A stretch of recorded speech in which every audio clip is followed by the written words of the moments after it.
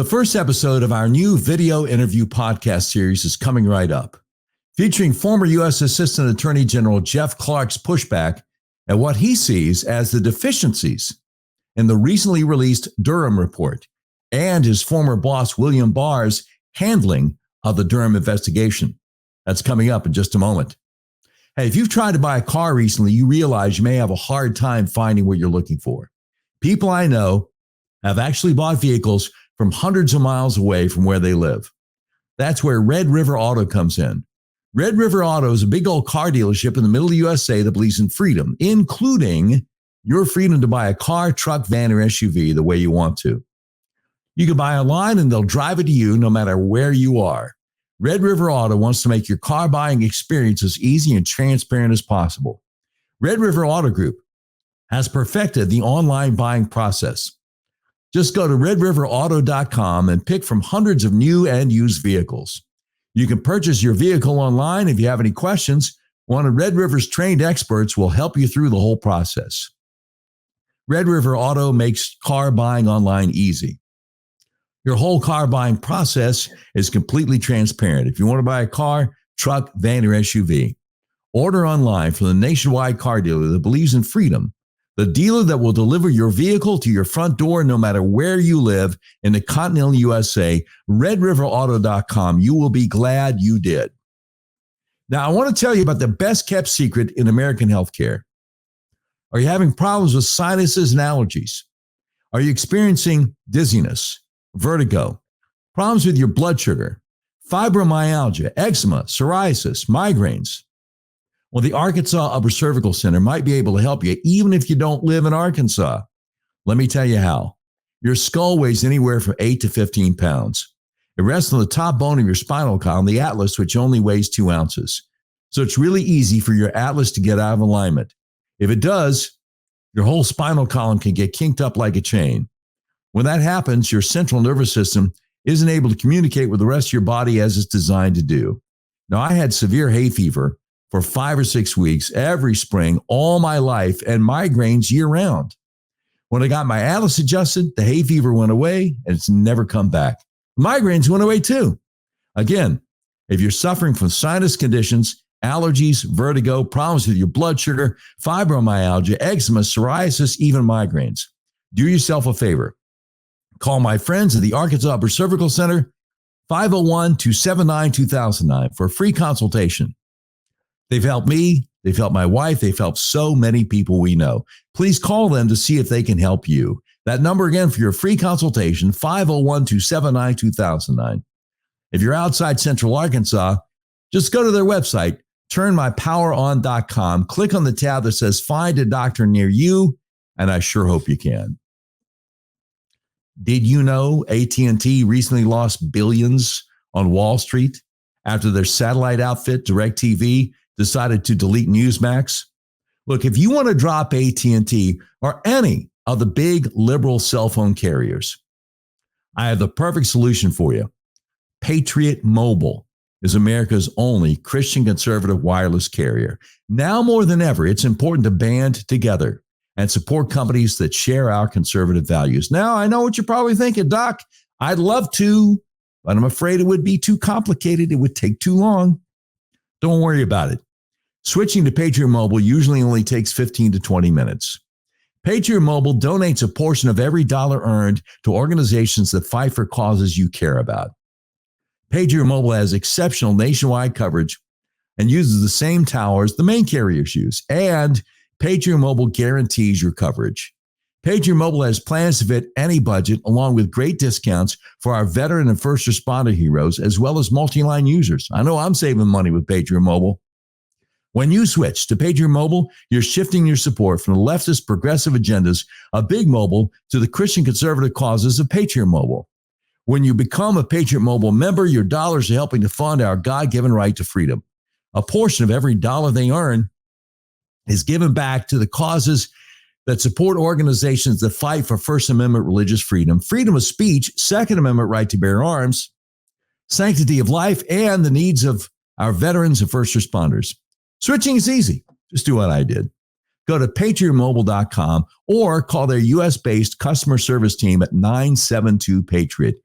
and make sure you use promo code DOC, that's DOC, for free activation. And I've been telling you, the world is going crazy with supply chain issues, record-setting inflation, and sky-high gas prices. Woke corporations stand against everything we believe in. The big box stores were allowed to stay open all during the pandemic, while so many little guys, small business owners, regular people were forced to close. The wealthiest people on earth became better off, while mom and pop businesses suffered. What can we do about all this? How can our voices be heard? Well, we can make a difference by voting with our dollars. Why continue shopping at big box stores if you can get the items you need from a family-owned company? Buy only USA. These products include fresh American-raised beef, raised in the Montana mountains near Yellowstone. The beef is known as never ever.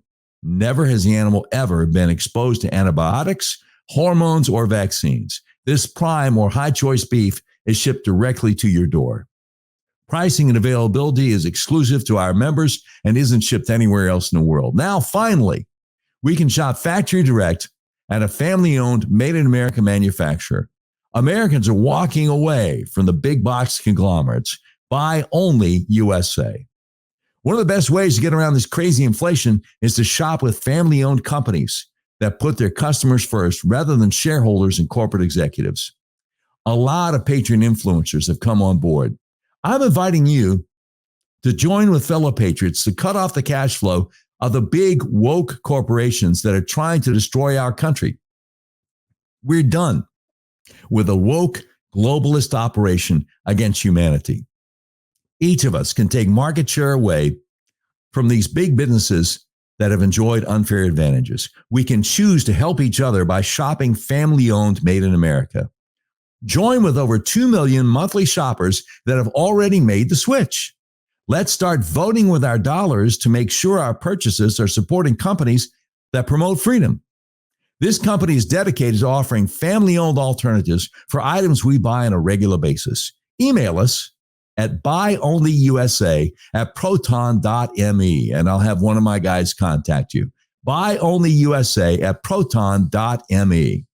Welcome to the Washburn Conversation. I'm your host, Doc Washburn. Our guest today is the Honorable Jeff Clark, former U.S. Assistant Attorney General of 2 divisions of the Department of Justice under President Trump, and currently Senior Fellow at the Center for Renewing America.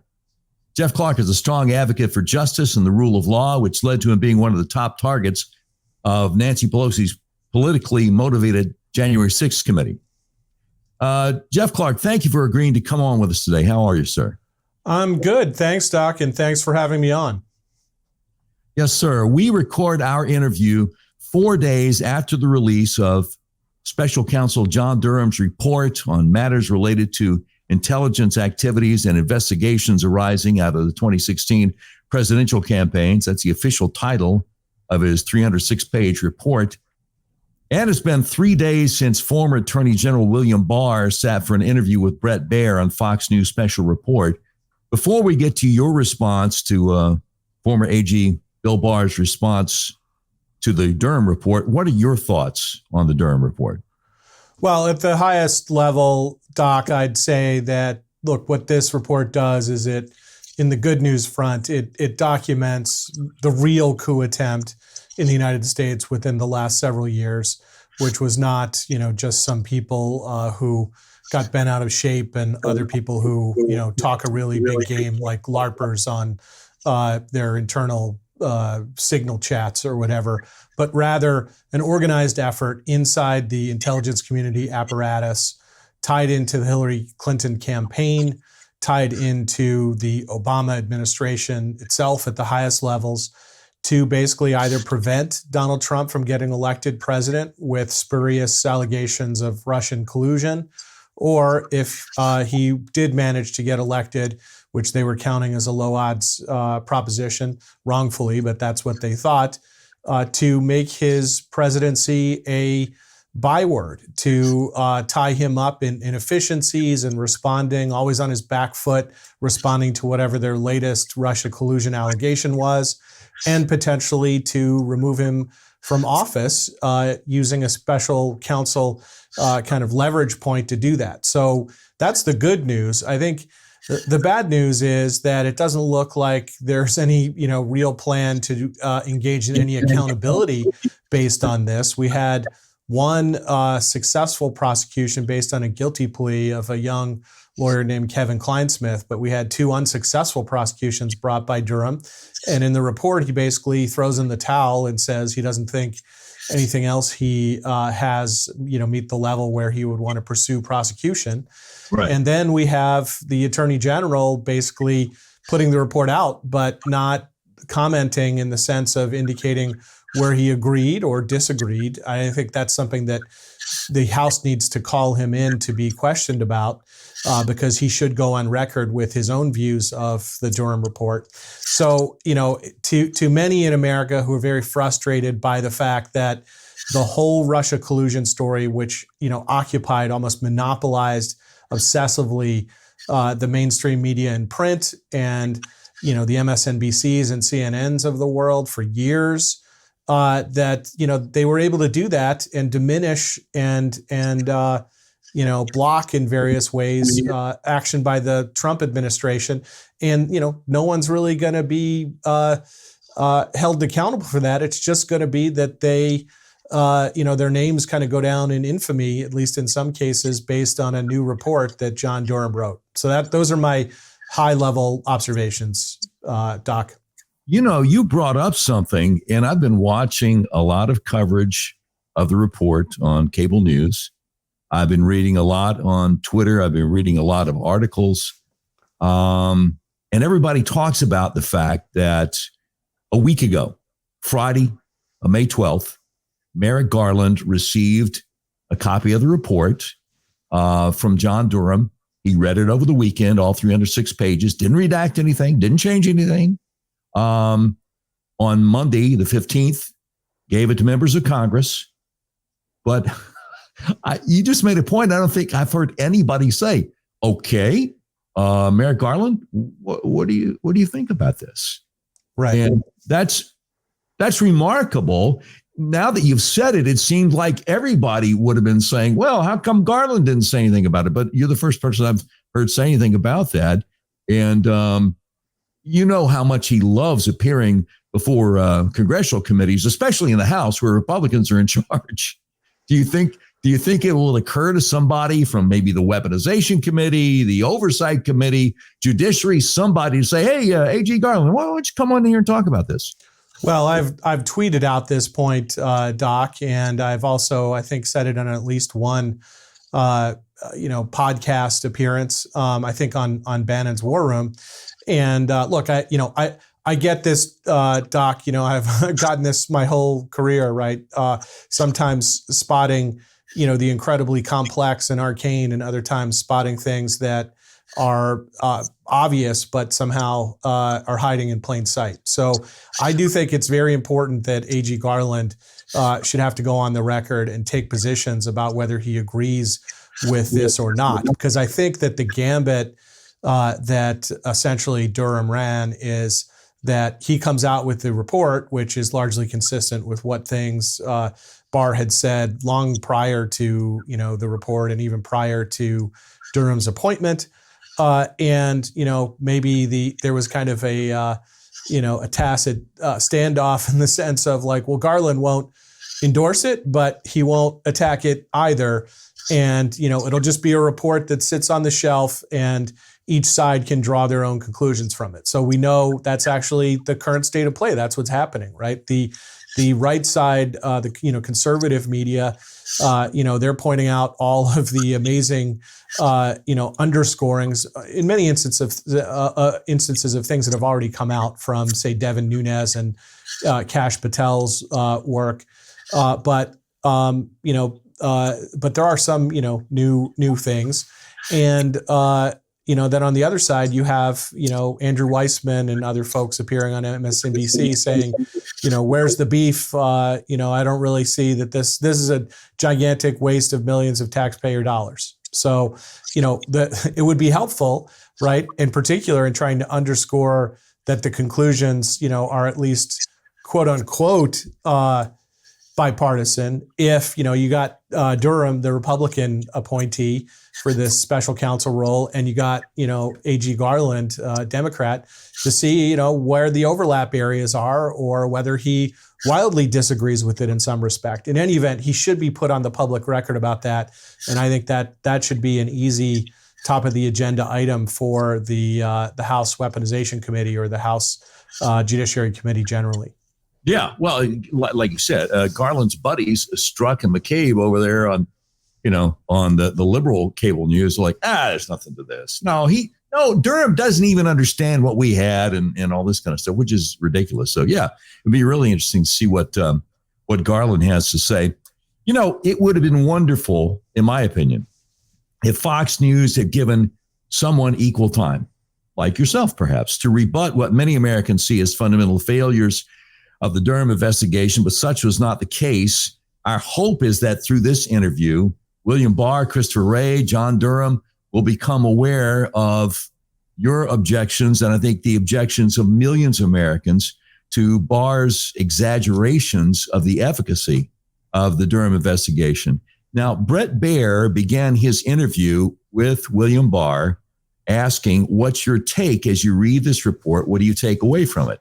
So we're going to grab a video file of William Barr here and see what he had to say. I take away from it that it was a success in that its purpose from the very beginning was to get to the truth. It was not launched as a criminal investigation, and people who compare it to the Mueller investigation are simply wrong. I asked him to get to the bottom of it, get his arms around the truth. If he found crimes, we could prosecute them.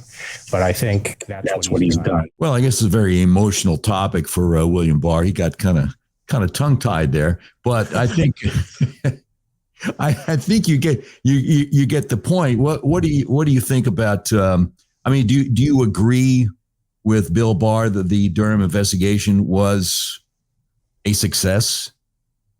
Well, it brings me back to answer your question with the question, which is, how do you define success? Right. And one move he makes there in order to define success as he wants to define it is to define it as he did what I asked him to do, which was to go and get to the bottom of facts, get to the truth. And so he released a report about his view of what the truth is. Ergo, there's success. Now, my reaction to that is, that's not really the full purpose of the special counsel regulations. Now, they don't require criminal prosecutions, nor could they or should they. I think that would obviously be a violation of due process. You have to do the investigation first, and then you have to apply fact to law and then decide whether you have, a case that meets the standards for prosecution, what your odds of success are, what your venue options are, et cetera. So it's not as if assigning a special counsel means that you have to have any prosecutions really. But to say that the goal from the start was just to write a report, I think that's stretching the truth. And I also think it ignores the fact that, Bill Barr is not living in a vacuum, right? He's very, shrewd individual. He's watching the media. He knows that there are many in the media who are constantly predicting that the prosecutions, the big indictments are just around the corner. Just wait, just give more time to Durham and he'll bring them, right? And, if really were the case that this was just supposed to be a report, that was its goal from the start, then, I think it was incumbent on AG Barr to disabuse the nation of that, to come in when those kinds of predictions started being made and say, no. That's not, what this was all about. He's just going to probably be producing a report. So, tamp down your expectations, tamp down your hope. The other thing is, Doc, that, the Justice Department has an inspector general put to the side, for now, questions about the constitutionality of the Inspector General Act, from the 1970s. But if you assume that it's constitutional and that the IG had already put out a report, right, then the question becomes, why do you need a special counsel to do another report? Does that mean that you disagreed with the report produced by the Inspector General? And I don't see much of that. So there are a lot of questions floating around here. And to give the impression that like we do this all the time. You know, a special counsel gets appointed, he produces a report, everything's done, move along.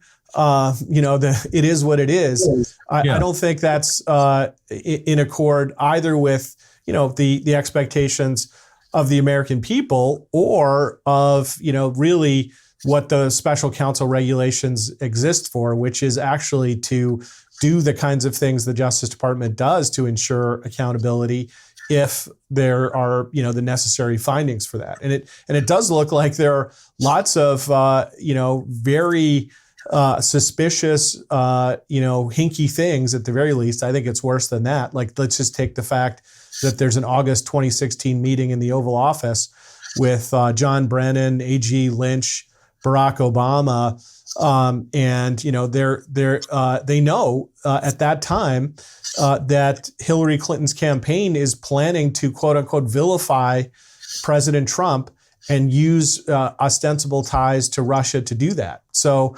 it seems to me a lot of times that we're looking at people in the spin factory. Sure. And I think that A.G. Barr has a PhD in industrial, spin economics. And so, I think that's what we're seeing in this Baird interview. Yeah. You brought up something, though. Don't you think there is kind of a major disagreement between Durham and Inspector General Horowitz in that Horowitz, in his report, said that the opening of the Crossfire Hurricane investigation was properly predicated, and Durham's like, oh, no, it wasn't at all. Right, exactly. So this is another reason why I raised the issue of Congress, the House getting Attorney General Garland on the record, right? What is the current Justice Department's position as to whether that investigation was properly predicated or not? Yeah. Is it the Michael Horowitz IG version, or is it the special counsel Durham version of events? You could have some real fun if you had Durham and Horowitz testify at the same time, at the same table. Or why not Durham, Horowitz, and the AG, right? And Barr, all three. This actually raises a question. So I'll recommend this to your viewers and listeners, Doc. I've just put out a paper about arguing that essentially there's a myth that the Justice Department is independent of the president, right? We really, according to the framers and the way they structured and wrote the Constitution, we have a unitary executive. Everybody reports to the president. He's the boss, right? The chief law enforcement officer of the United States is not the Attorney General. It is the President of the United States, because Article 2's Take Care Clause says the president shall take care that the laws be faithfully executed, okay? And what we've had in the wake of Watergate is an attempt essentially to break the Justice Department off from that presidential chain of command in various ways. And then even worse than that, to balkanize the department into different sort of subunits. And this disagreement we're talking about in terms of the predication for the whole Crossfire Hurricane operation and the Russiagate hoax is a key one, and it's occurring because of this leftist idea concerning independence, right? So why do we have an IG? We have an IG because in reaction to the Watergate scandal, Democrats thought that we needed basically to have an independent congressional watchdog inside, or at least quasi-independent congressional watchdog inside the Justice Department. Why do we have special counsel regulations? We have those because originally Congress thought in reaction to Watergate that we need to have an independent counsel, right? So we had people, like Lawrence Walsh and Ken Starr, who served as independent counsel, but that statute sunset.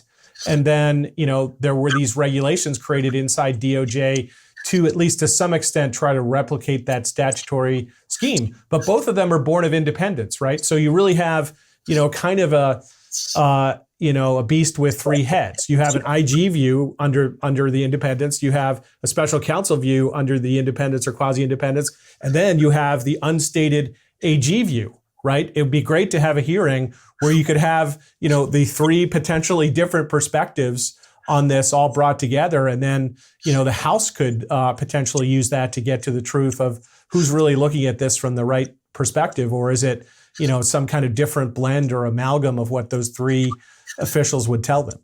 Yeah. So this new article, is this at the Center for Renewing America website? Yes, it's up on the Center for Renewing America website, which is americarenewing.com. And I tweeted it out today so people could also find it in my Twitter stream, which is Jeff Clark US. That's the same name on Getter, and then my name on Truth Social, but I haven't put it up on Getter or Truth Social yet, is Real Jeff Clark. Very good. Very good. And, if you do get Horowitz and Durham and Garland, all sitting at the table, maybe Lisa Monaco would show up too to kind of represent Garland and whisper in his ear what to say. Sorry. My people attempted humor. I apologize. I'm sorry. Well, I would just say to that, right, that generally speaking, that, even Democrat AGs seem to recognize there is, a unitary command up to the AG. But, one of the things I point out in the law piece that's on the center's website is that we had Jeffrey Berman, who was the U.S. attorney in the Southern District of New York, right? And he wrote a book, and then it was, being applauded by, a Democrat former U.S. attorney in a book review that I cite, where he's complaining basically that, I should be we should have been a lot more independent of Barr, right? So, now take a step back. The constitutional system is that the president is the chief and everyone reports to him. That is, without doubt, the constitutional system. Sure. And it's one thing to even start arguing in some way that the Justice Department headed by an AG should have some independence from the president. We have that. But then to imagine there's someone who's 2 levels below the AG, that would be a U.S. attorney, right, who reports up through the Deputy Attorney General, currently Lisa Monaco, that he can decide for himself what to do, right? Like, do we want to have a country ruled by, 90 plus kind of individual satrapies wielding Department of Justice power? I don't think so. And I don't think that's the system that the framers bequeathed to us. Right. And you made a good point a few minutes ago when you were saying that, you just don't establish a special counsel investigation like the one with Durham with the thought that the purpose here is to prosecute people, at least not with a Republican special counsel. I mean, the Democrats ever since January 6th have been doing the old Stalin, Lawrence Beria thing. Show me the man, I'll show you the crime. But we're not supposed to do it that way. No, I mean, I don't. As I was, I think, careful to say, I don't think that having these regulations or appointing a special counsel under the regulations means that there must be a prosecution at the end of the day. Right. But my point is just that. It goes too far to take it in the direction of like, well, it was only ever going to be a report. I don't see why, essentially people are disappointed. That's I think, that's why I say, he's got the master's or the PhD in spin factorying, because I don't think that is really what the regulations are for. They're supposed to, lead to an investigation, yes, and for any appropriate prosecutions to be brought. And I don't really see a very careful explanation of why it was that Kevin Kleinsmith, needed to be prosecuted. Igor Danchenko needed to be prosecuted. The lawyer Sussman needed to be prosecuted. But, folks who recognize that the Hillary Clinton campaign was in the Oval Office, for gosh sakes, the Hillary Clinton campaign was the genesis of the whole operation and the whole Russiagate phenomena, right? Like, why do they get treated differently, right? Other than the fact that they're loftier figures and they seem to be untouchables. Yeah. Let's see here. I think Jim Comey was the one who said no reasonable prosecute. Well, but we obviously disagree with former FBI Director Comey. All right. Well, Bret Baier continues in this interview with Bill Barr by saying the key takeaways: there was no actual evidence to support launching Crossfire Hurricane. Also, the Hillary Clinton campaign directly or indirectly funding and driving much of the investigation. And he asked Bill Barr, is that what's key to you? And here's Bill Barr's response. What this has shown is that the source, and there are really two sources and drivers of this whole ugly episode, and that is Hillary Clinton's campaign, who launched a smear campaign that was based on getting Russian sources to spread false information about Donald Trump and peddle it to the press and to the government, the FBI. And both the press and the FBI abandoned any semblance of professionalism and took up the cause with a vengeance. And I think the real story here from the FBI's perspective is what an abomination this was, this so-called investigation. Well, he's getting tongue-tied again, but Bill Barr goes on to say that it was basically a witch hunt. So perhaps you and Bill Barr have an area of agreement here. Was the FBI's targeting of Donald Trump a witch hunt? Yes, it was a witch hunt. It didn't have adequate predication. So I agree with Durham and Barr there and disagree with the IG there. And, they didn't even check out or, talk to the original sources themselves. Also, Danchenko, who he was really the source for this to Christopher Steele. And he had subsources. Right. And it turned around. It turned out basically, Doc, that it was kind of like a whole rumor mill operation. And I'm not even convinced that the rumors were real and organic. Rather, I wonder if they cooked up the rumors or some of them cooked up the rumors and then they fed them to Danchenko. Danchenko probably, my guess might be he might even not have believed them himself. And look, the FBI paid Danchenko like $220,000 for producing worthless intelligence that even the British, who obviously that's their tradition is what Christopher Steele, the MI agent comes out of. And, they didn't buy this. They thought it was incredibly thin and they didn't really want to participate in helping on it. So, I think that then that treatment of these allegations against Donald Trump, which I think were ridiculous from the start, like, could he be a Russian asset? Come on. No, anyone with common sense knows that that's ridiculous. And if you're going to allege that and investigate that, you'd have to have some really good sources or just, hard documentary proof or hard bank record proof or something like that. They had nothing like that. So that's how they treated Donald Trump. Like, we got to move on a dime and, get an investigation going against him. But, they walked various investigations involving the Hillary Clinton campaign to the sideline. They squelched those. They put the lid on those. So that contrast shows you that, the FBI, as to these matters, was not giving people sort of equal treatment under the law. Quite the contrary. Trump got the, proctology exam and Hillary Clinton got the sort of I don't see anything here, Inspector Clouseau treatment. Absolutely. Brett Baer continues in the interview with Bill Barr saying, as you can imagine, reaction has been all over the place, but on other networks, pretty specific criticism of the report. And he says, take a listen. And at this point, we have Brett Baer playing what some of the people we had spoken about earlier are saying on the other networks. For years, millions of dollars, a record-long investigation, and he has nothing to show for it. There was just this real lack of substance to what he was doing. This was trying to say that there's a big there when, there's no there. Well, what you got there is you got Joe Scarborough, and then you have Andrew Weissman, and then you have some legal analyst on CNN who, again, cat got her tongue. But then Brett Baer asks William Barr, what do you say to that? And here's Barr's response. The lie was Russiagate. The lie was there was collusion. There was nothing to support it. And these people were implicated in spreading that lie and benefiting from it personally and hurting the country with their conspiracy mongering.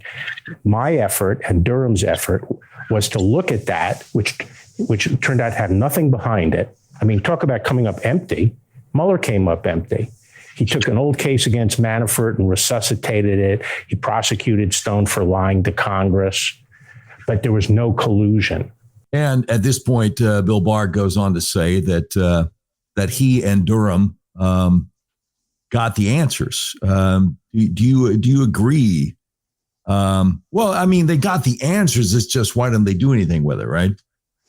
Well, and couldn't these answers have gotten a lot sooner? Been gotten a lot sooner? Oh yeah.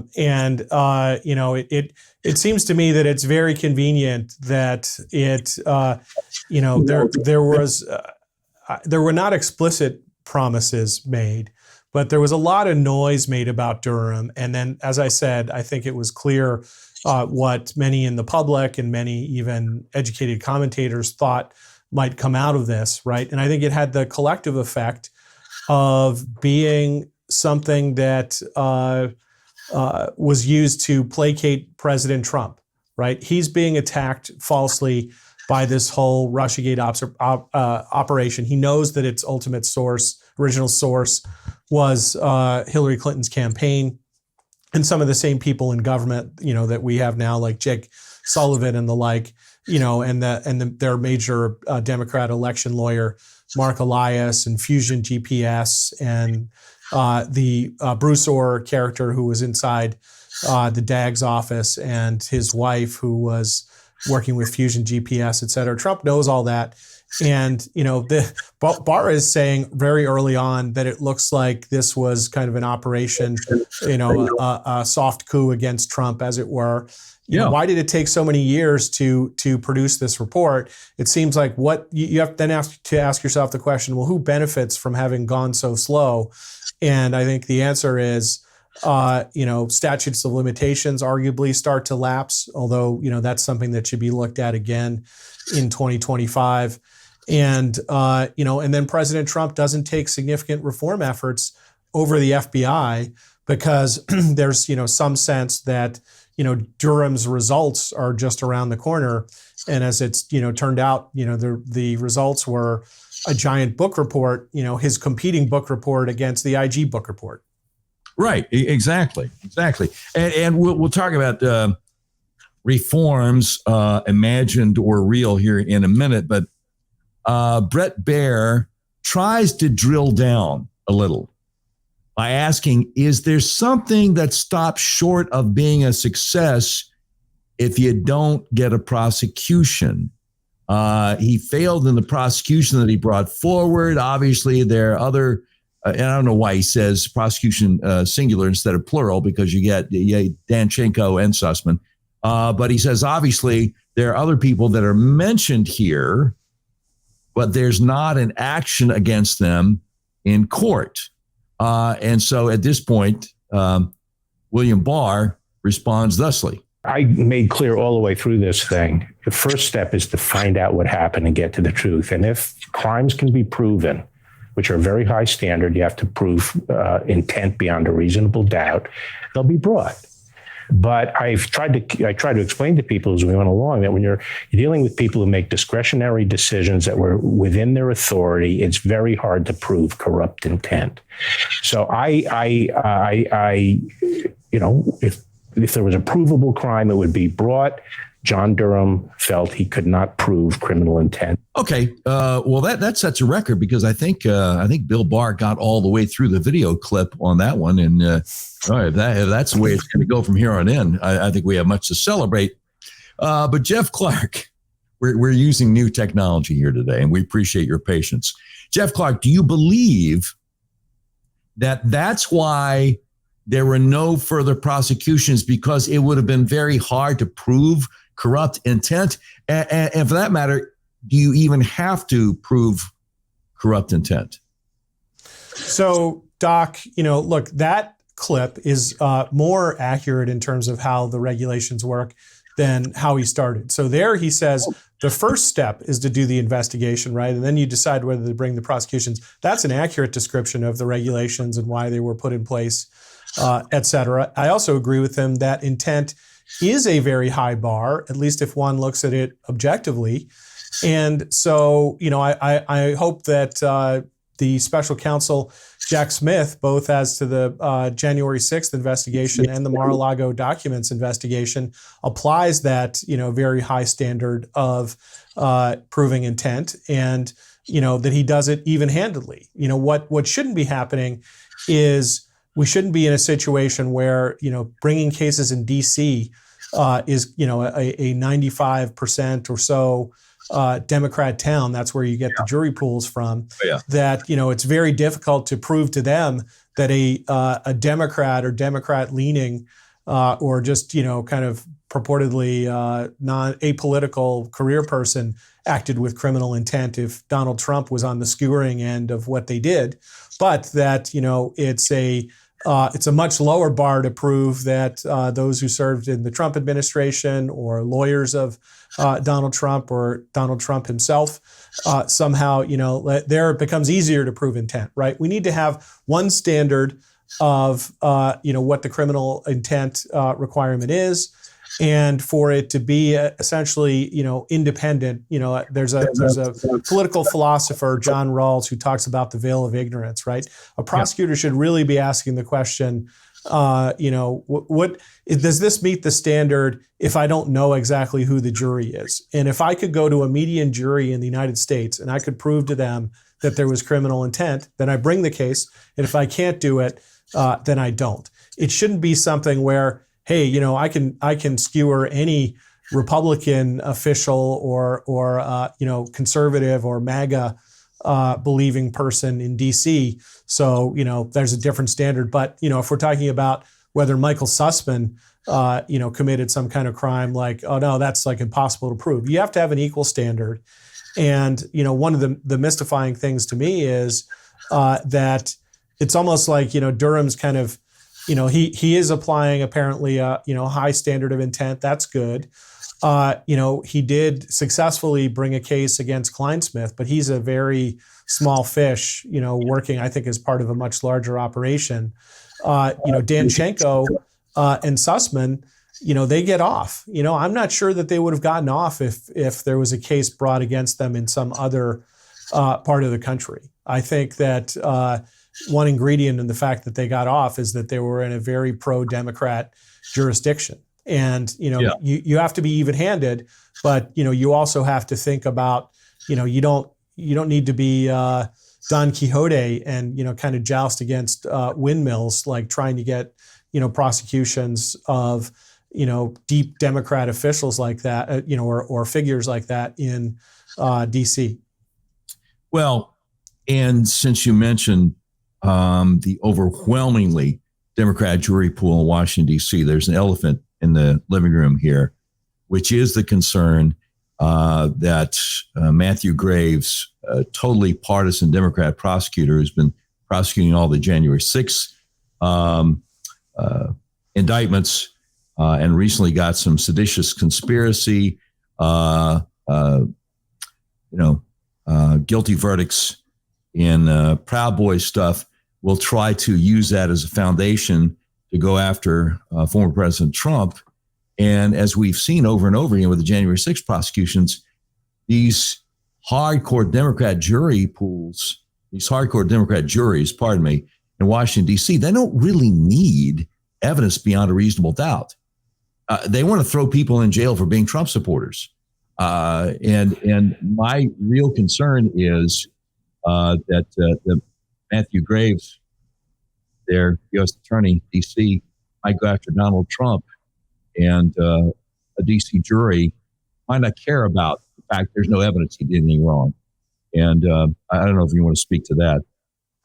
Well, I'll speak to the fact that it seems to me like there's a double standard, right? So in the summer of 2020, we had Antifa and Black Lives Matter raising havoc in D.C. There were broken windows everywhere, property damage, so much so that even for months after that, all the windows were boarded up. If you put together the COVID lockdown effect plus that, DC looked like it was a third world country for many months. And you had the church across Lafayette Square from the White House set on fire. You had the Secret Service deciding that President Trump's was sufficiently in danger from the mobs that were outside, in and near the park, that they had to move him, underground in the White House, complex and tunnels. And that went on for days, right? Whereas we're talking with the January 6th incident, a few hour, riot that happened, coming out of a political protest, on that one day. So why is it that, there are like 1,000 people who've been prosecuted and then plans to prosecute another 1,000 more? But why do I, see either the Antifa people get off scot-free or deals are entered into with them to drop their charges or give them slaps on the wrist? I would argue that the Antifa riots in the summer of 2020 were a lot more serious than the January 6th episode, both in terms of the numbers of people involved, the property damage done, the threat to the president, and the fact that we're even talking about like burning a historic building, but yet it's not like we're seeing something that is off like this many degrees, and you're talking about like, well, in one person's eyes that's good enough or equal, in other person's eyes it's out of whack. We're talking about this. I mean, there's a chasm between how those two different types of defendants are being treated, and I don't really see that it's objectively justifiable. Yeah, no, you're right. And there is video out there, although most Americans haven't seen it, I have, of a peaceful crowd of Trump protesters who became enraged when police started shooting flashbang grenades and tear gas canisters into their midst. But, nobody's talking about that on Fox News or anywhere. We'll be back with more of our interview with former U.S. Assistant Attorney General Jeff Clark in just a moment on the Washburn Conversation.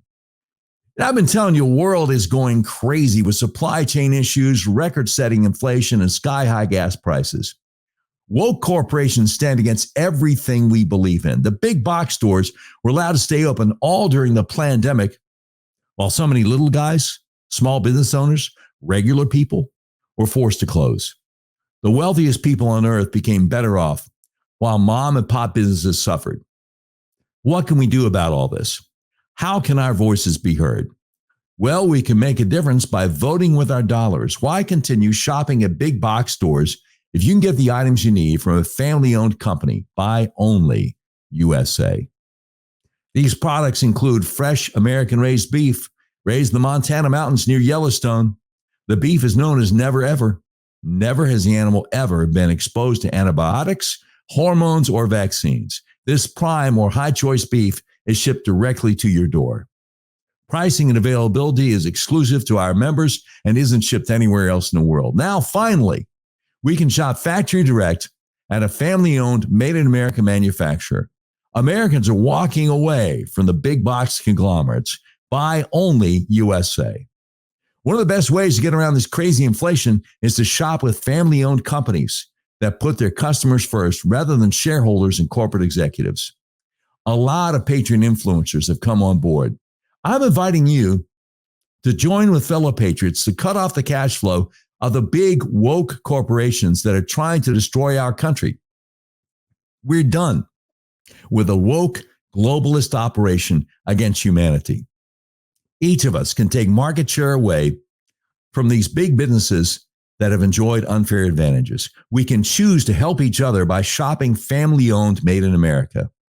Join with over 2 million monthly shoppers that have already made the switch. Let's start voting with our dollars to make sure our purchases are supporting companies that promote freedom. This company is dedicated to offering family-owned alternatives for items we buy on a regular basis. Email us at buyonlyusa@proton.me, and I'll have one of my guys contact you. Buyonlyusa@proton.me. Our buddy Mike Lindell has a passion to help everyone get the best sleep of your life. And he's done it again. Introducing MyPillow 2.0. MyPillow 2.0 is a brand new temperature regulating technology that keeps you comfortable throughout the night. MyPillow 2.0's new fabric dissipates heat and humidity to create a cooling sensation to maintain a cooler surface temperature. This new fabric technology helps regulate your body temperature through the night by creating a lower surface temperature for a more restful night's sleep. You know, your core body temperature plays a big role in how well you sleep. MyPillow 2.0 was developed to provide a cool surface. It's engineered for comfort. MyPillow 2.0 is available in 4 loft levels, machine washable and dryable, and there's a 10-year warranty, 60-day money-back guarantee.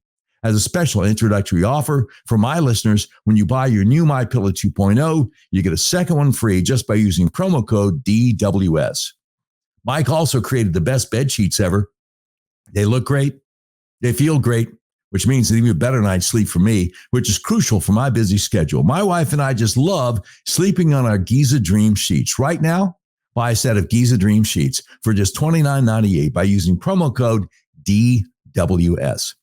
MyPillow also has blankets in a variety of sizes, colors, and styles, like plush, waffle, or gossamer. Get huge discounts on blankets, duvets, quilts, and down comforters just by using that promo code DWS. Now, I'm wearing my new My Slippers moccasins. I had no idea slippers could feel this good. Right now, save big on My Slippers, slip-ons, and moccasins. Closeout sale price at just $25 by using promo code DWS. Not only that, Mike's having the biggest closeout sale ever on his sandals, just $19.98. What makes My Slippers different is Mike's exclusive 4-layer design you're not going to find anywhere else. My Slippers' patented layers make them ultra comfortable, extremely durable, and they help reduce stress on your feet. Wear them anytime, anywhere. Just use promo code DWS for huge discounts. And remember, that does not stand for washed up Democrat politician Debbie Wasserman Schultz. No. DWS stands for Doc Washburn Show. MyPillow.com. Quantities are extremely limited at these amazing prices. So please order now. Just use promo code DWS. Now, the great Ronald Reagan once said, inflation is as violent as a mugger, as frightening as an armed robber, and as deadly as a hitman. Have you thought about the benefits of investing in precious metals? Here are 5 profound benefits. Number 1, investing in precious metals is a hedge against inflation. Number 2, it's a great way to diversify your portfolio. Number 3, asset liquidity. Number 4, precious metals tend to be a store of value. That means precious metals are an asset, commodity, or currency that maintain their value without depreciating over the long haul. Last but not least, number 5, precious metals can be a hedge against geopolitical uncertainty and the struggling U.S. dollar. So we're honored to join forces with Beverly Hills Precious Metals and its owner, Andrew Sorcini. Andrew has been involved in gold and silver for over 40 years. Andrew Sorcini and his team at Beverly Hills Precious Metals know the gold and silver business inside and out. After many years in the markets and collecting precious metals privately, Andrew opened Beverly Hills Precious Metals in 2010 to bring precious metals to the homes of everyday American citizens. We found out about Andrew Sorcini and Beverly Hills Precious Metals from General Michael Flynn, and we're glad we did. Andrew is a frequent guest on conservative podcasts. Beverly Hills Precious Metals is our gold buyer of choice. To learn more about Andrew and his team, go to bh-pm.com. The BH stands for Beverly Hills. The PM stands for Precious Metals. bh-pm.com. If you can't remember that, just Google Beverly Hills Precious Metals. No matter what search engine you use, it's the first thing that comes up. Make sure you ask about the General Mike Flynn silver coin, too, and let him know Doc Washburn sent you. We're honored to be able to tell you about Beverly Hills Precious Metals in an effort to help you in your attempts to protect your family's finances, wealth, and investments.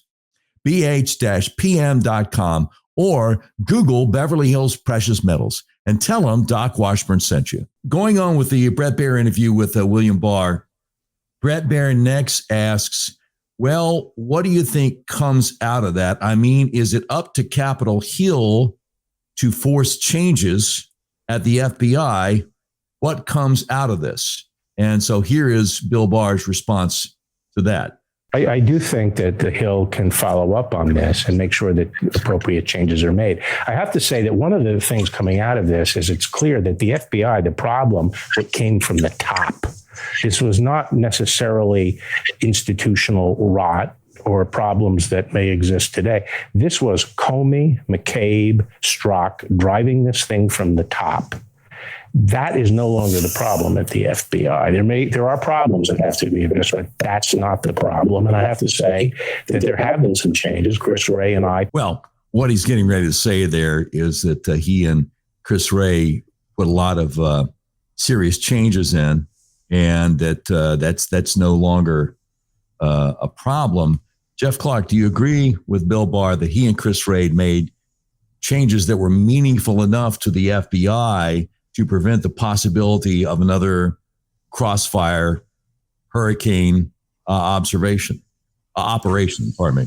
I think that question, Doc, answers itself when you look at things that have happened in the FBI in this administration, right? Which is that we've seen parents targeted by the National Security Division and by their counterparts, at school board meetings, and their counterparts at the FBI.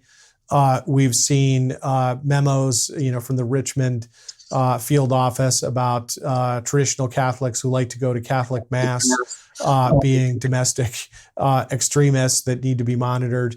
There are indications that the FBI would go to churches where Latin masses were being heard. They would surveil the people from the parking lot.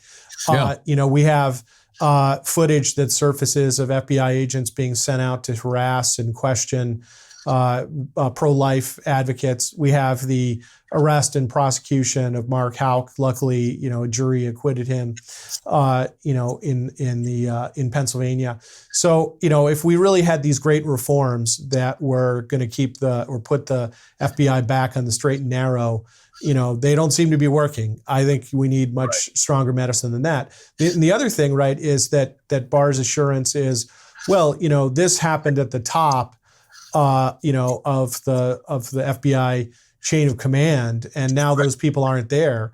Right. Well, but now we have people above them in the chain of command, right, who, are arguably, just as radical in their views. So I think, as is borne witness by the fact that we're unleashing the National Security Division, which was created in the wake of 9/11, inside DOJ on parents who are upset about, their daughters getting raped in trans bathrooms, and that, critical race theory is being taught in their schools. Meanwhile, their kids are not learning how to read, write, and compute. Yeah. Yeah. The part that got cut off there at the end was where Bill Barr says, well, obviously more changes could be made. So obviously you would agree with that. And unfortunately, Brett Baer, who was on a time limit, didn't have a follow-up question like, oh, really? What kind of changes do you think still need to be made? Right. So just all the examples you just gave, obviously it's clear that whatever modifications Chris Wray and Bill Barr made, really didn't stop all these horrible abuses from happening.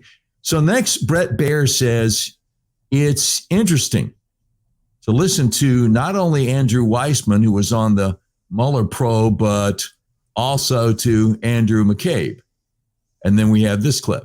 I vehemently disagree with Mr. Durham's characterizations of what we did in the report, and it's very simple. He betrays a deep misunderstanding of not only what we knew at the time, but how we make these decisions. You have with John Durham is like it's a big fat nothing, and it reminds me of the sort of weaponization hearings that are going on. So, which obviously Weissman is going to.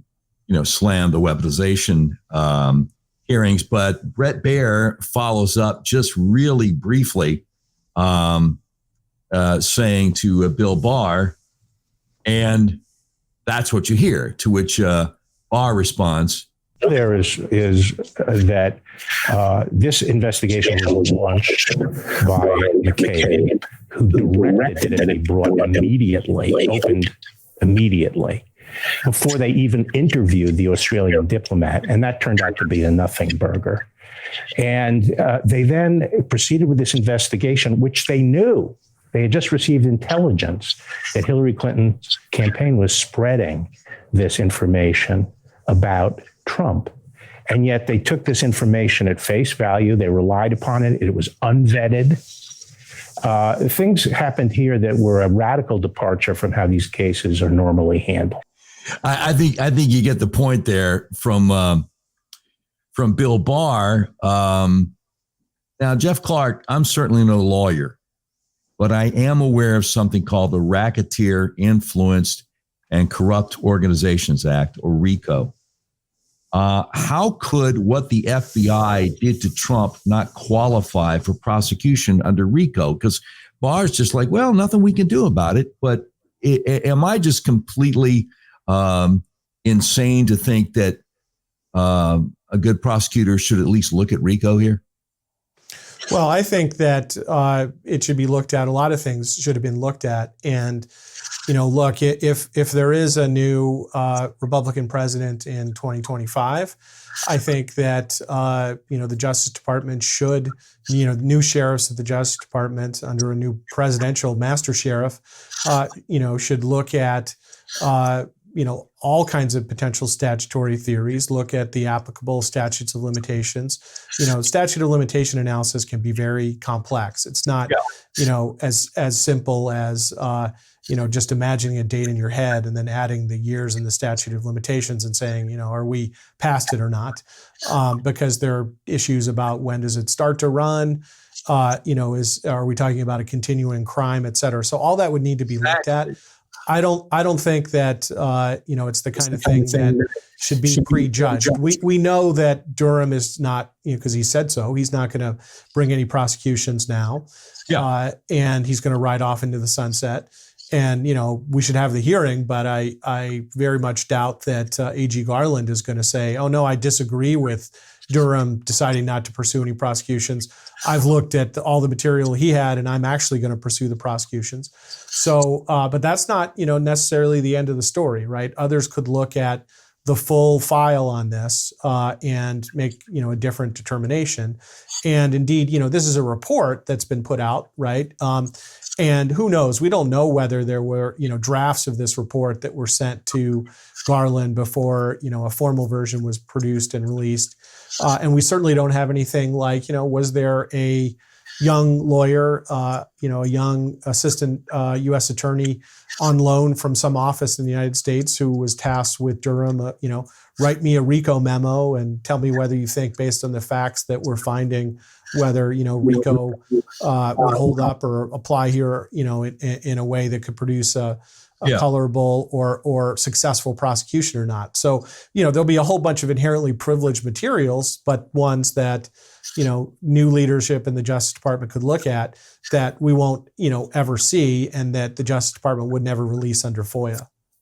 Good point. So, just because Durham doesn't do a criminal referral publicly, officially, and saying, hey, we ought to go after, Hillary Clinton, Comey, Strutt, McCabe, whoever, under RICO, doesn't mean that he didn't ask somebody to at least look into it. But the point that a lot of people don't realize, and I'm glad you brought up, is if you have a continuing criminal enterprise, there's no statute of limitations if it's still going on. And that is the way that they have brought RICO cases in the past, ever since RICO became law, 53, 54 years ago, something like that. Very, very good point on that. And, and look, we have the E. Jean Carroll civil case against President Trump, right? Which we know, is so stale. The bread is like hard and crumbly and dusty. But the New York legislature essentially revivified that claim, and I think it's not something that's probably well understood to many lay people. But there's a difference between a statute of limitations and a statute of repose. So a statute of limitations sets a time limit to bring a claim, but it doesn't actually extinguish it. But a statute of repose, is something that sort of bars, proceeding. So a legislature is always kind of free in a statute of limitations kind of situation to resurrect, a cause of action. And So we don't know what Congress is going to look like in 2025 after the 2024 election. But there are lots of things that could potentially happen. And again, I don't want to.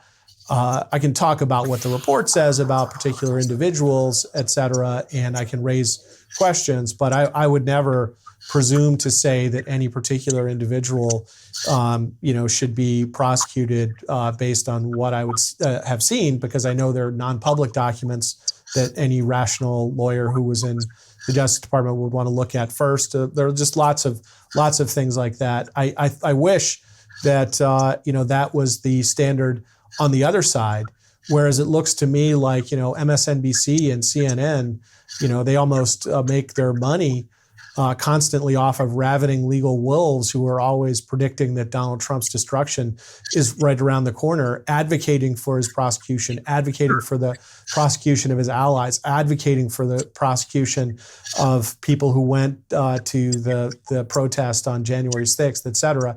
I don't spend a lot of time in private life, right, where I hold no government power, kind of thinking about like who I could prosecute, right? I'm actually going to focus on the larger topics of legal reform, and at the center we're also focused on a lot of topics of societal reform and cultural renewal because of all this wokeism that's on the horizon. So and happening. So anyway, I think that it's almost like there's a disease, Doc, at this point on the left, where they're bloodthirsty. They're calling for heads. They're calling for scalps.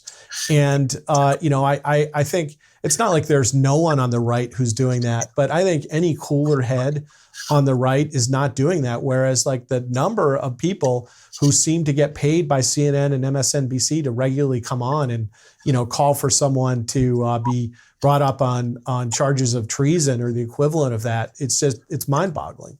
Yeah, the cable news network should get James Earl Jones to cut a new liner. This is CNN, where the walls are still closing in. No, you're too kind. I don't deserve that. I'll be here all week. Come early Friday for the No Smoking Show. Brett Baer continues at this point in his interview with William Barr, saying, you've been critical of your former boss, his temperament, his style, but in this case, in this effort to go after him, you defend him. Do you think, speaking of the Durham report, do you think this exonerates him? And here's Barr's response. I felt as I started learning more and more about Russiagate, and I've said, this is one of the greatest injustices done to a presidential candidate and a president. And he was treated unfairly, which is what Barr was going to say there. Brett Baer does a quick follow-up saying you stopped short there. Boy, he's been stopping short a lot, but it's not his fault on today's show. You stopped short there, to which Barr responds. I've had my differences with him. I've also said that I thought that he had great policies.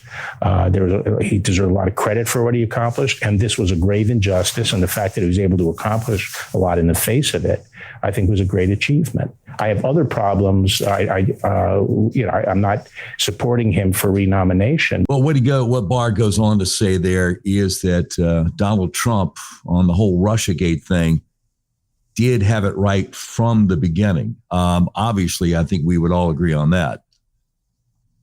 So yes, and I'll try my own joke here, Doc, which is I know that we're using StreamYard software to produce this, but I'm not sure that StreamYard is worthy of its name. It's not really doing a very good job of streaming your clips here. Look, I think that it is one of the, if not the greatest injustice that's ever been done to a president. President Trump accomplished a lot in office. He, gave us energy independence. He kept us out of foreign wars and pulled us out of some we were already in. He's the one, not Barack Obama, who deserves the Nobel Peace Prize. But of course, that doesn't happen for conservative populist Republicans. Right. This scandal, I think, is much worse than Watergate. And it's not that Watergate actually didn't involve a cabal on the left with Democrats. If you read the books of Jeff Shepard, who you might, go and see if you might want to do some episodes of your program, in his books covers how, there were ex parte contacts with the courts and the committees were working with particular judges. And even at the appellate level, I mean, it's just the kind of conduct that should never happen, that's completely unconstitutional and a violation of our laws and the whole nature of our system, to go after Nixon. And look, there's the official story of Watergate, where it resulted from, Nixon wanting to steal information before an election from the DNC headquarters. But then there's the G. Gordon Liddy version, which is that there was a call girl ring and they were trying to recover particular information about that. Whichever version of that you want to take, right?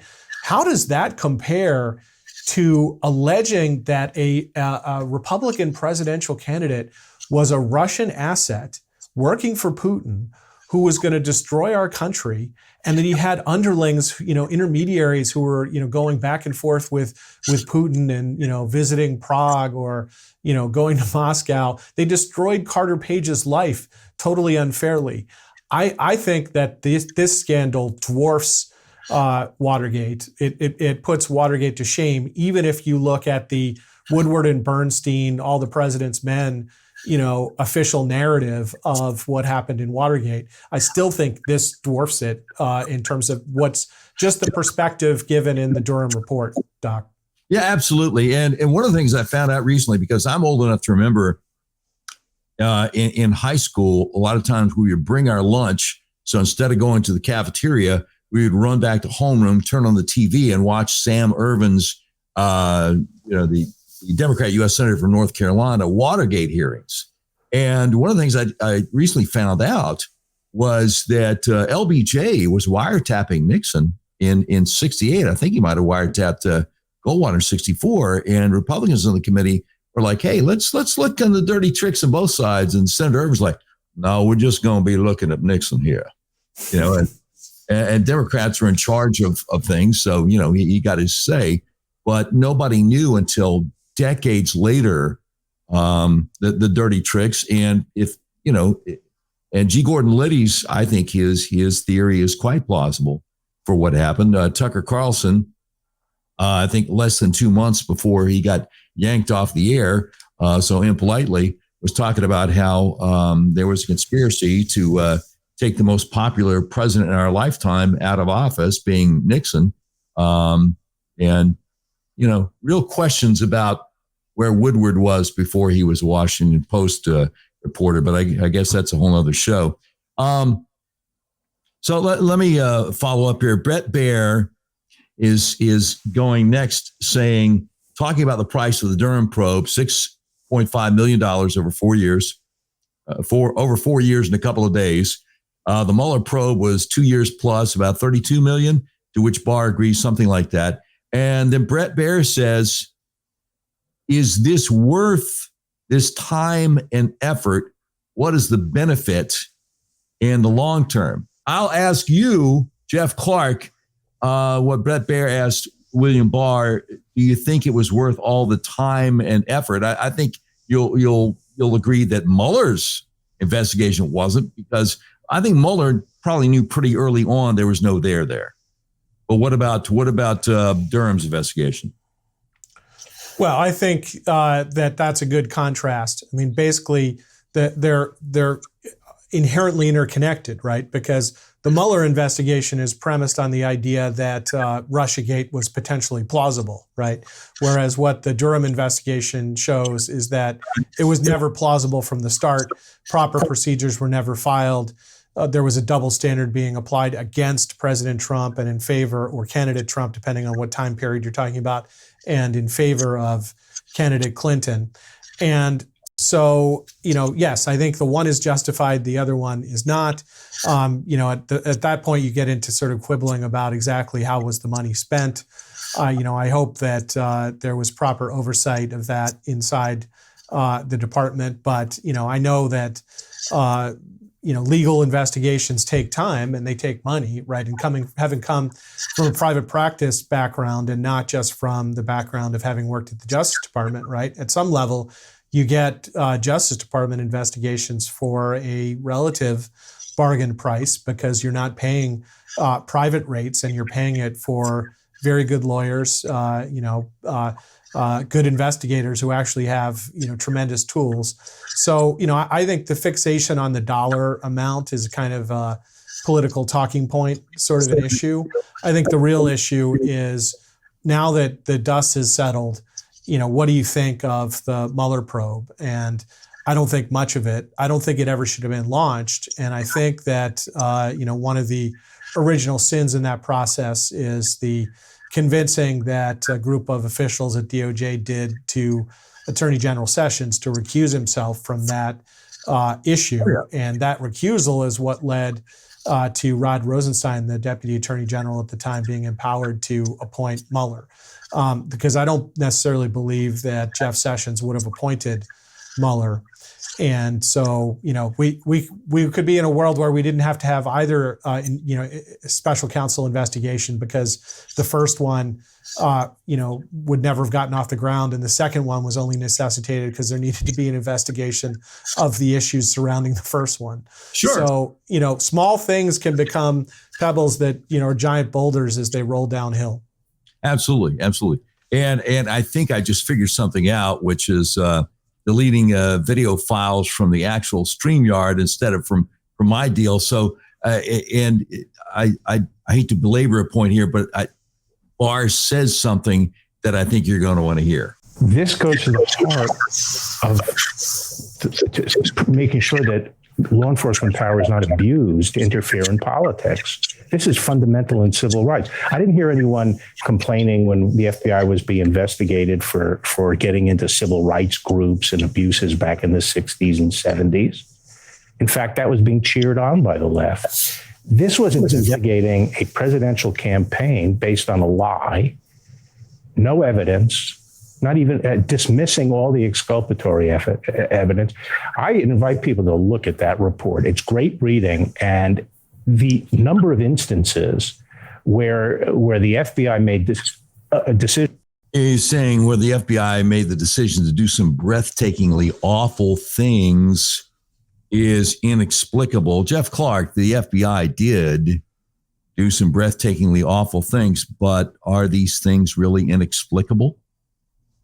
Well, it seems as if they're highly coincidental in all working against the interests of Donald Trump and his political movement. So I'm not sure that they're inexplicable. So Brett Baer continues saying a couple of specifics, quoting from the Durham report: lack of analytical rigor, apparent confirmation bias, and overwillingness to rely on information from individuals connected to political opponents cause investigators to fail to adequately consider alternative hypotheses and to act without appropriate objectivity or restraint, although recognizing that in hindsight, much is clearer, much of this also seems to have been planned. And so here is William Barr's response to that. And it was driven from the top. There was a predisposition to do this. One of the good stories here is that a number of FBI agents throughout this process would say, "Hey, wait a minute, what are we doing here?" And try to slow things down and point. And they were brushed aside. They were reassigned.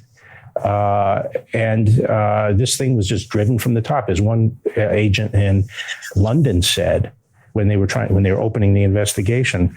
The agent in London, of course, is going to be saying, this is being driven from the top and there's nothing there.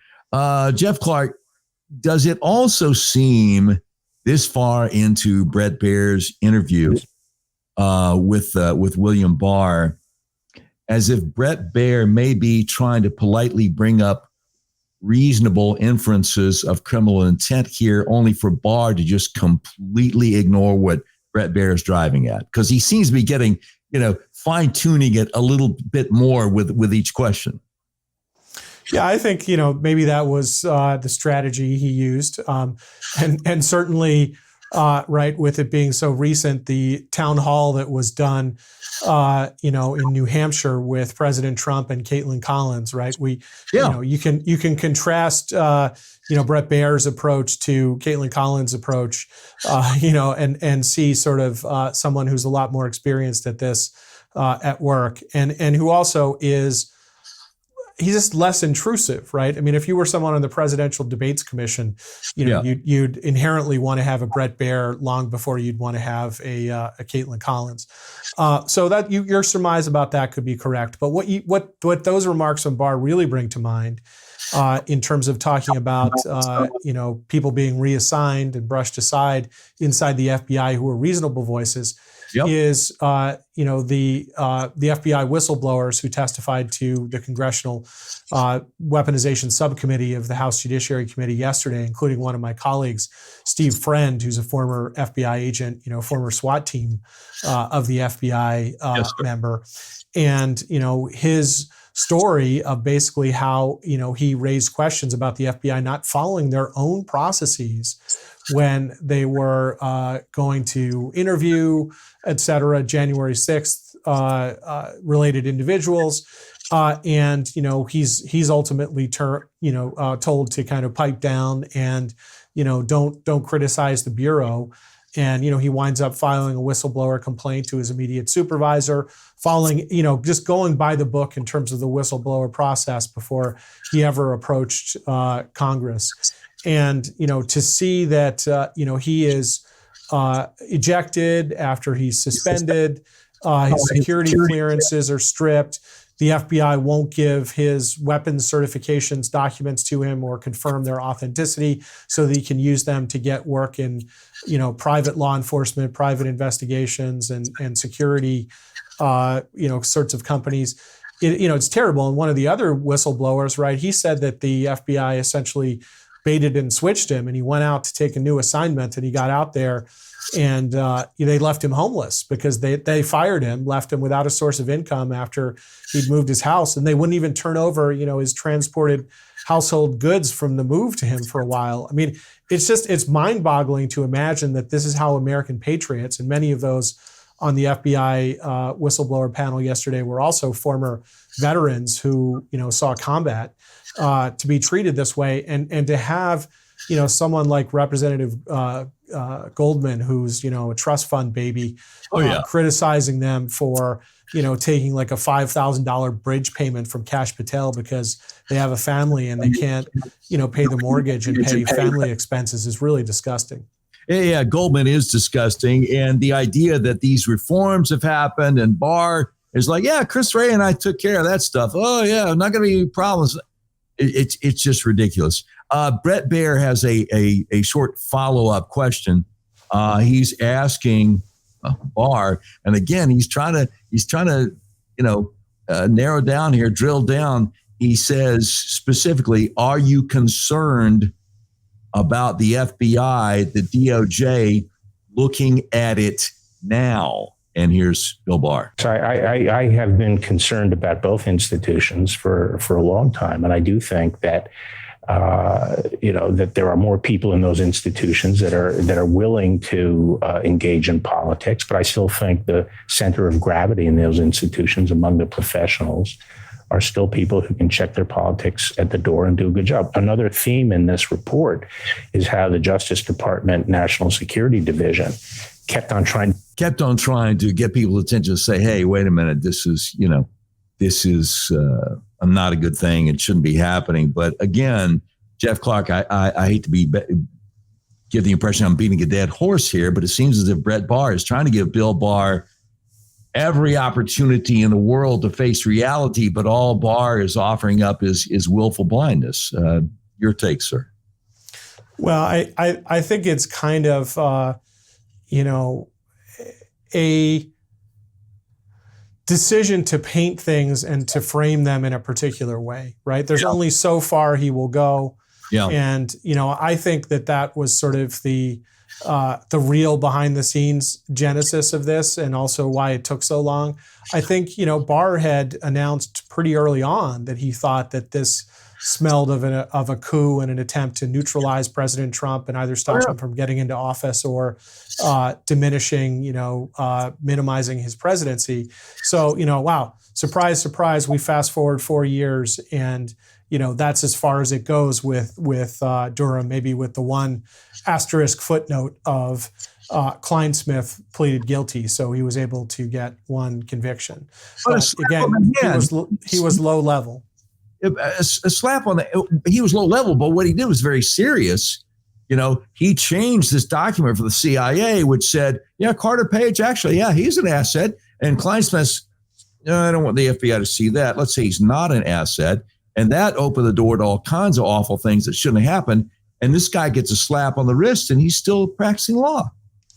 Yeah, Doc, as you might be aware, my opponents are trying to strip me of my DC bar license.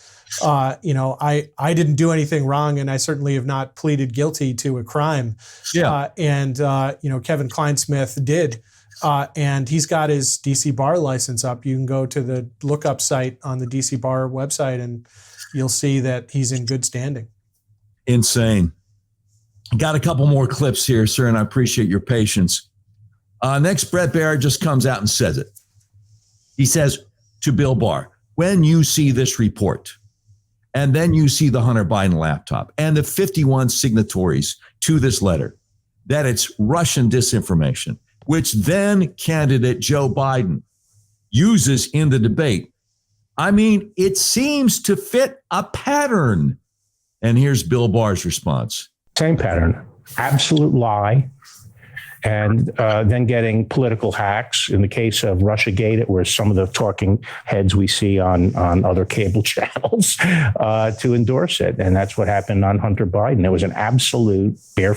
Yeah, it was the absolute bear something. At this point, Jeff Clark, doesn't Bret Baier seem to be suggesting that the FBI and the rest of the intelligence community are in much worse shape than Barr is willing to admit?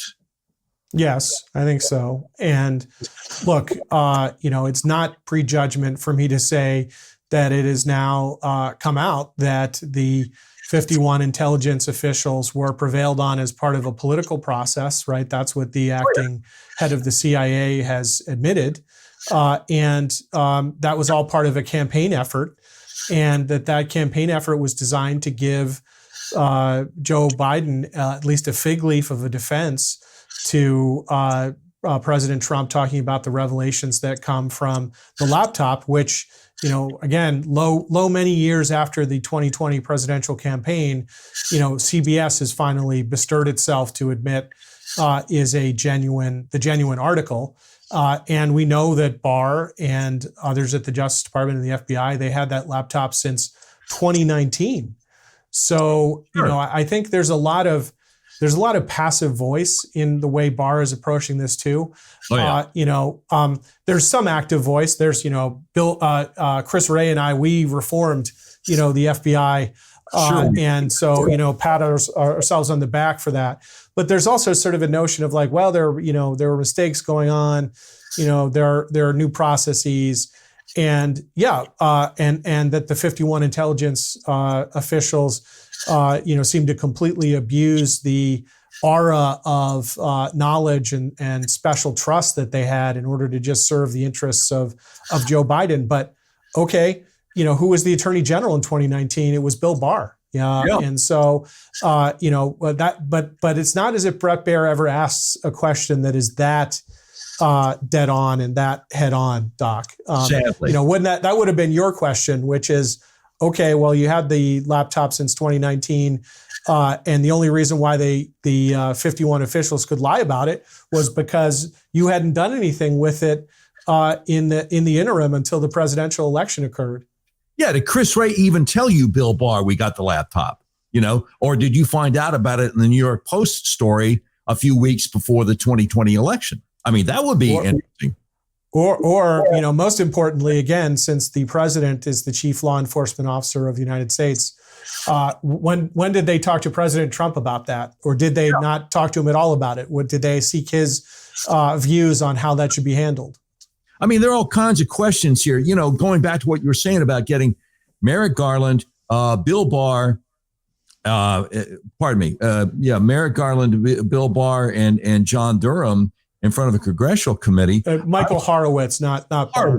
No, you could have a foursome panel too. There you go. But Merrick Garland, Michael Horowitz, John Durham. I want somebody to ask John Durham, did you want to do some prosecutions and Merrick Garland overruled you? I mean, they won't answer that question on grounds of law enforcement privilege. I know. I knew there'd be privilege, but seemed like somebody should ask it anyway. Brett Barr wraps up his interrogation of Bill Barr on this topic by saying, so it hasn't stopped, in other words, talking about the abuses. And, you know, I think one of the problems is that some of these channels now, these people are implicated in the big lie of Russiagate. They're implicated in the big lie of the laptop. They have been, the political operatives that have been peddling this stuff to the American people. Some of them have won prizes, and then they celebrate the civil servants who are responsible for the horrible Well, let's celebrate StreamYard also, but I think you get the point there.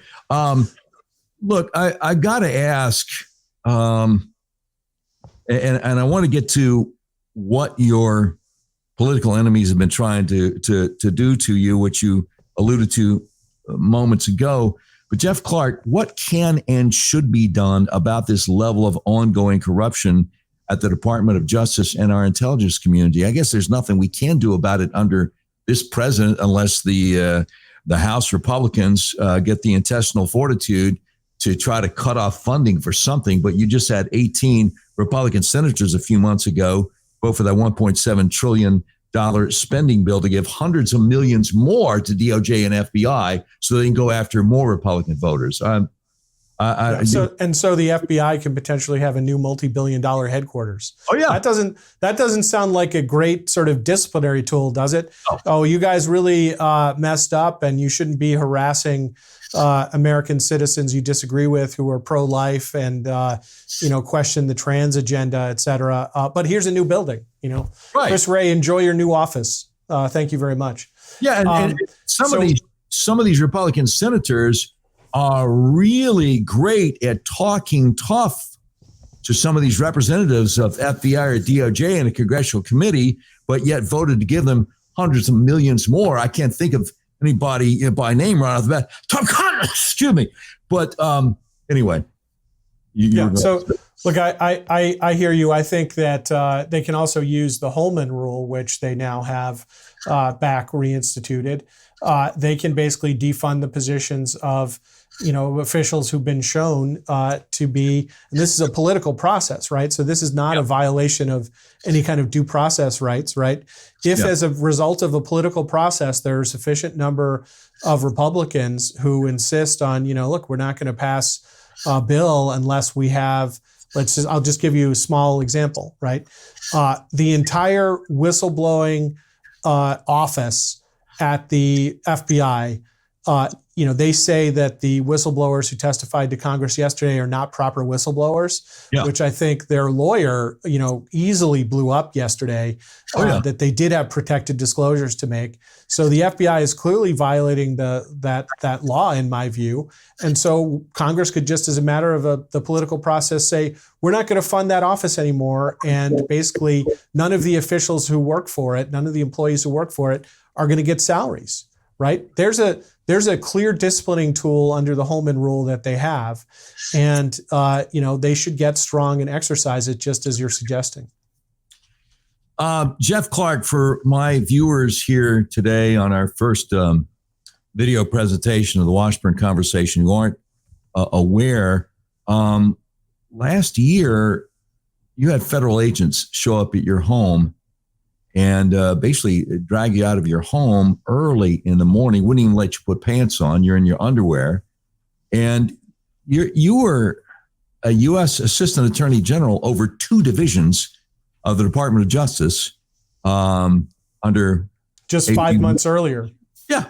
under AG William Barr and President Donald J. Trump, what happens that federal agents think they have the right to do something like this, have the gall to do something like this, and you're not even charged with a crime? What can you try to explain this to my viewers?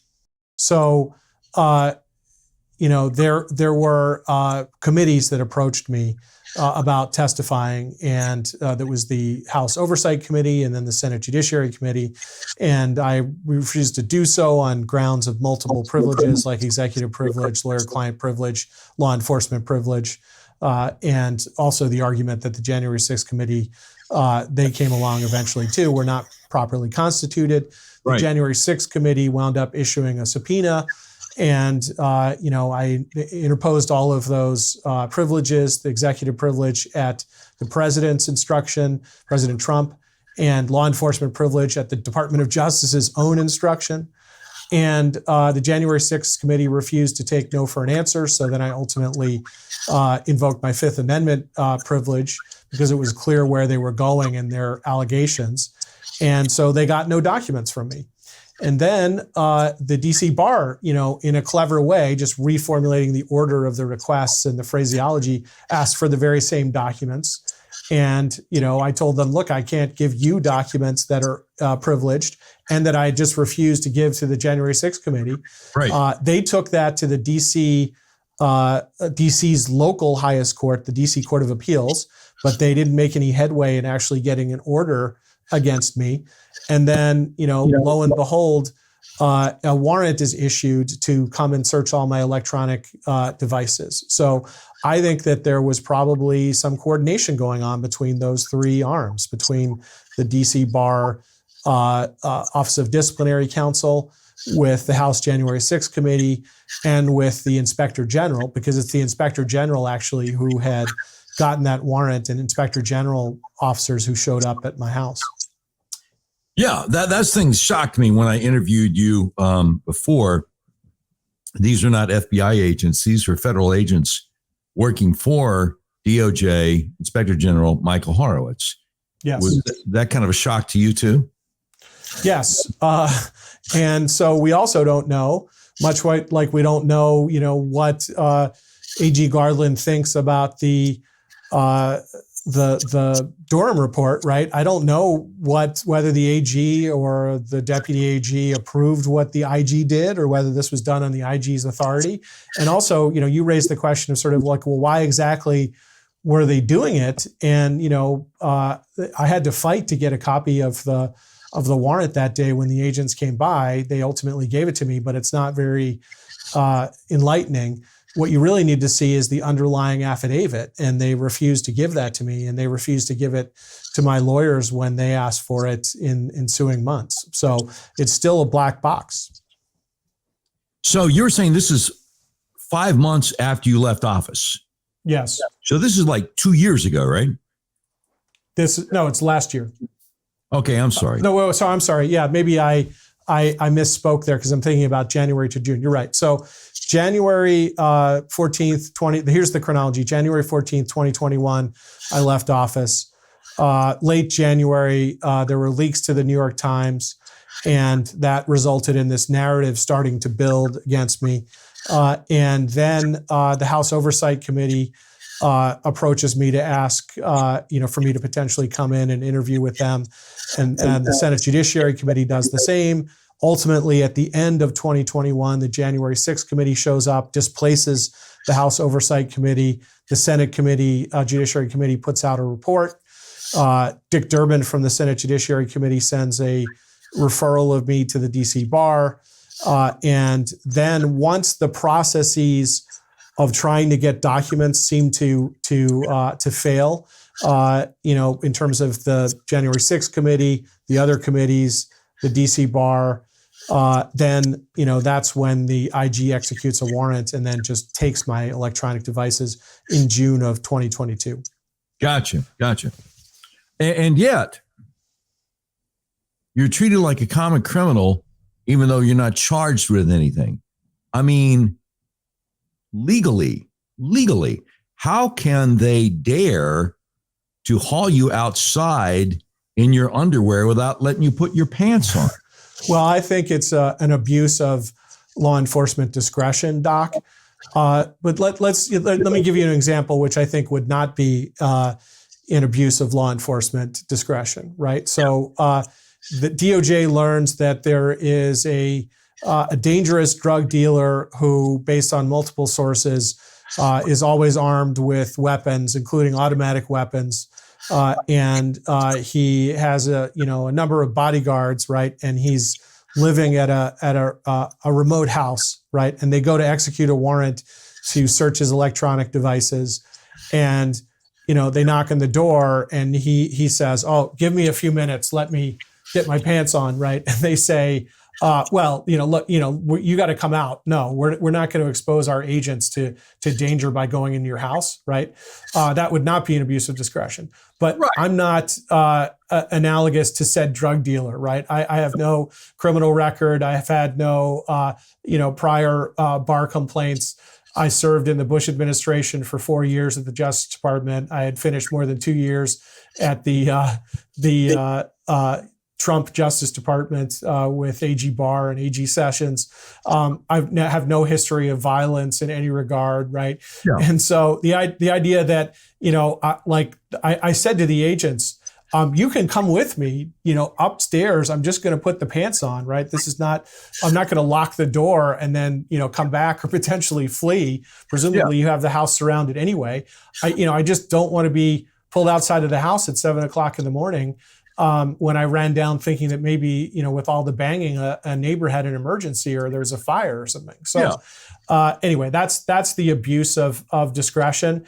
And, I haven't gotten any good explanation for why they decided to proceed that way. I'm sure what they would say is, well, look, if we're executing a warrant, we have to assume the worst. And, we couldn't do that. We would have been exposing our agents to risk. But, look, I think there was some analogous testimony yesterday to the House Weaponization Committee where, basically Agent Friend, was talking to them about why are we going to use multiple agents and kind of SWAT team treatment to go talk to someone who's voluntarily talking to us? That seems like overkill. And, I've never seen overkill like that before. So similarly, the way they treated me was definitely overkill. If it please the court, let the record reflect that there are no noticeable similarities between Counselor Jeff Clark and El Chapo. Speaking of the Weaponization Committee, it might not be a bad idea for them to ask if you would like to talk about your experiences since you left the Trump administration. Has anyone from the Weaponization, for the viewers, there is a committee that was formed after Republicans took back over control of the U.S. House January of 2023, this year, that's supposed to be investigating how the federal government is weaponized against its citizens. It would seem like, it'd be only polite for them to say, Mr. Clark, would you like to talk about how they've been weaponized against you? Has anyone from the Weaponization Committee reached out to you? So, Doc, I think, in your maiden voyage here of a video podcast and for your regular listeners when you were exclusively in audio format, I think they should consider that, a kind of open letter from Doc Washburn to, various House committees. But I think I'll leave it there. Okay. All right. Good deal. Good deal. Jeff Clark, we appreciate you coming on the program so much. You got the patience of Job with our different technical challenges today. Again, Jeff Clark, former U.S. Assistant Attorney General, 2 divisions of DOJ under President Trump, and these days senior fellow at the Center for Renewing America. I want to take a look at that new article you have out. What's the website for Center for Renewing America? It is AmericaRenewing.com, Doc. AmericaRenewing.com. And again, I think the easiest way to find it, just because it'll take you right there, is to look at my May 19th Twitter feed, and you'll see it's a 3-tweet string thread, and the third of them has the link to the paper and a picture of it. Yeah, and the link for that matter is probably on your Twitter profile for that matter.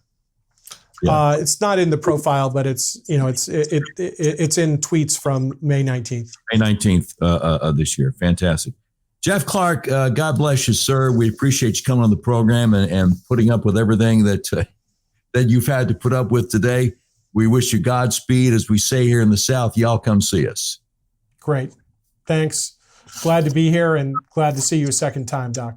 Thank you so much. Appreciate it. Today's tweet of the day is brought to you by Red River Auto, the big old car dealership in the middle of the USA that believes in freedom, including your freedom to buy the car, truck, van, or SUV of your choice the way you want to online and have it delivered to your front door anywhere in the continental USA. Okay, today's tweet of the day is a two-parter. It starts off with the great Julie Kelly over at American Greatness saying 4 years ago, Bill Barr called the cabal who plotted the Russia collusion scam a Praetorian Guard. He knew they interfered in the 2016 election, but he did nothing to accelerate criminal prosecution, waiting until October 2020 to make Durham special counsel. Now, I said today's tweet of the day is a two-parter. The second part is Jeff Clark, our guest today, his response to Julie Kelly. He said, all by design, Julie Kelly, the non-investigation of the 2020 election, while professing a deep one occurred, now this with Durham, and on, all talk and no action. Barr sees the Praetorian Guard in the mirror every day while shaving. That's your tweet of the day, brought to you by Red River Auto, the big old car dealership in the middle of the USA that believes in freedom, including your freedom to buy the car, truck, van, or SUV of your choice online, have it delivered to your front door anywhere in the continental USA. And that is the first edition of what we hope will be many more of a Washburn Conversation. Thank you.